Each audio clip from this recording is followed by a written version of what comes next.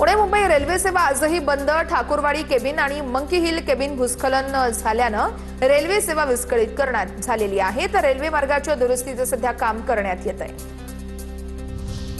Pune Mumbai ST bus सेवा पूर्ववत connecting link परिसरातील दरड कोसळल्यामुळे सोमवारी बस सेवा बंद ठेवण्यात आली होती। पुण्यातून सुमारे 120 बसेस मुंबईकडे रवाना झाल्यात। पुण्याच्या लोकमान्य नगर परिसरात झाड कोसळलं। झाड रस्त्यावरती पडल्यानं रस्ता बंद झाल्यानं नागरिकांचे मोठे हाल। पुण्यातील जंगली महाराज रोडवरती झाड कोसळलं। जंगली महाराज रोडवरील मोठं झाड पावसामुळे कोसळलं।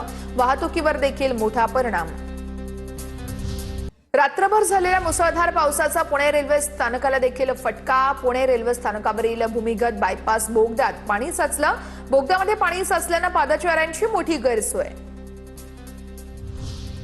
आंबेगाव तालुक्याच्या पश्चिम आदिवासी भागामध्ये रात्रभर जोरदार पाऊस। मनसर भीमाशंकर रस्ता वाहतुकीसाठी घोडेगाव पासून पुढे बंद। घोडेगाव पोलिसांकडून घोडेगाव या ठिकाणी नाकाबंदी करण्यात आली। पालखी सोहळ्यासाठी पुणे शहरात 8,500 पोलिसांचा बंदोबस्त तैनात। पालखी सोहळ्यामध्ये सुरक्षिततेसाठी एआय तंत्रज्ञानाचा वापर। पालखी सोहळ्यासाठी पुणे शहर पोलीस दलाची तयारी पूर्ण झालेली आहे।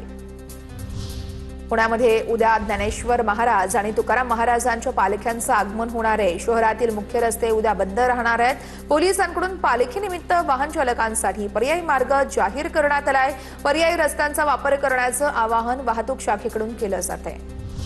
इंद्रायणी नदीला आलेल्या पुराच्या पार्श्वभूमीवरती मर्यादित उपस्थितीमध्ये ज्ञानेश्वर माऊलींचा पालखी प्रस्थान सोहळा 1660 वारकरी आणि मान्यवरांच्या मर्यादित उपस्थितीमध्ये पार पडणार आहे। दुपारी 3च्या सुमारास पालखी प्रस्थान सोहळा सुरू होणार आहे। आता जिल्ह्यांमध्ये काय घडतंय बघूयात न्यूज टॉप 9 मधून।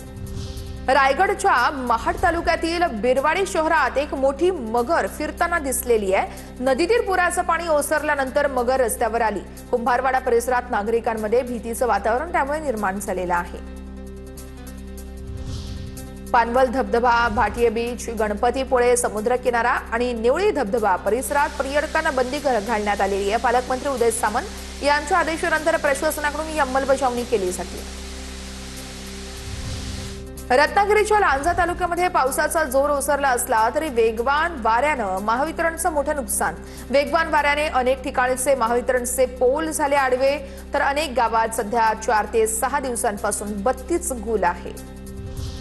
जालन्यातील बस स्थानक ते मामा चौक रस्त्यावरील चौका ड्रेनेज लाईनचं चेंबर उघडं आहे। शालेय विद्यार्थ्यांसह नागरिक आणि वाहन चालकांना मोठा धोका आहे। पालिका प्रशासनानं याकडे दुर्लक्ष करत असल्याचा नागरिकांनी आरोप केलाय। सांगलीच्या शिराळा तालुक्यातील चांदोली धरण पाणलोट क्षेत्रामध्ये मुसळधार पाऊस। 24 तासात 140 मिलीमीटर इतक्या पावसाची नोंद। त्यामुळे चांदोली धरणाच्या पाणी साठ्यामध्ये झपाट्यानं वाढ झालेली आहे।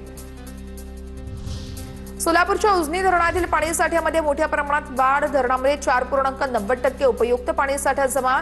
दौंडमधून 1,17,263 क्युसेक पाण्याची आवक सुरू आहे।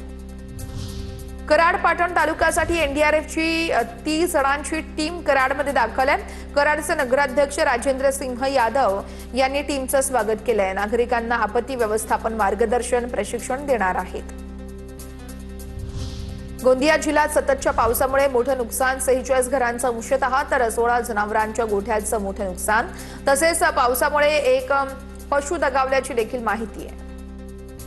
श्रीगोंदा तालुक्यातील आरबी बेटाचा भीमा नदीच्या पुरामुळे संपर्क तुटला। सुमारे 200 लोकवस्ती असलेल्या बेटाला पाण्यानं वेढा घातला। प्रशासनाकडून बोटीच्या माध्यमातून ग्रामस्थांशी संपर्क सुरू आहे। आता बघूया टॉप 9 शहरांमधील बातम्या। साताऱ्याच्या फलटणमधील खामगावात विजेच्या धक्क्यानं 4 जणांचा मृत्यू झाला। विजेचा धक्का लागून एकाच कुटुंबातील 4 जणांचा यावेळेस जागीच मृत्यू झालाय। घरासमोरील विद्युत केबलच्या तारेला स्पर्श झाल्यानं हा मृत्यू झालेला आहे। मृतांमध्ये 2 महिला 2 पुरुषांचा समावेश आहे। गुहागरमधील विसापुरा पांगारी येथील मुख्य रस्ता पावसामुळे खचलेला आहे। गावात जाणारी वाहतूक बंद। गावात जाणारा रस्ता 3.5 ते 4 फूट खचल्यानं ग्रामस्थांमध्ये भीतीचं वातावरण आहे। नाशिकच्या लासलगावसह परिसरात झालेल्या मुसळधार पावसामुळे शेतीला मोठा फटका बसला होता, मात्र आता तो दिलासा मिळालेला आहे। पावसामुळे तर कोटमगाव या ठिकाणी मानवनिर्मित तलाव 100% भरलेला आहे।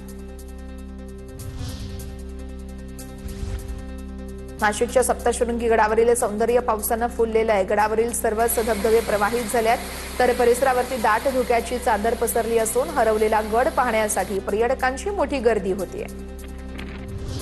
नागपुरातील पाचपावली परिसरातील हिरा स्वीट मार्टवरती अन्न आणि औषध प्रशासनाची मोठी कारवाई। उत्पादन युनिटमध्ये मृत उंदीर आढळल्यानं कारखान्याचा परवाना रद्द।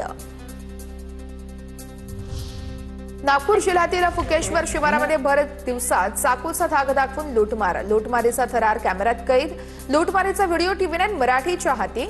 बुटीबोरी पोलीस स्टेशन हद्दीतील फुकेश्वर गावातील थरारक घटना।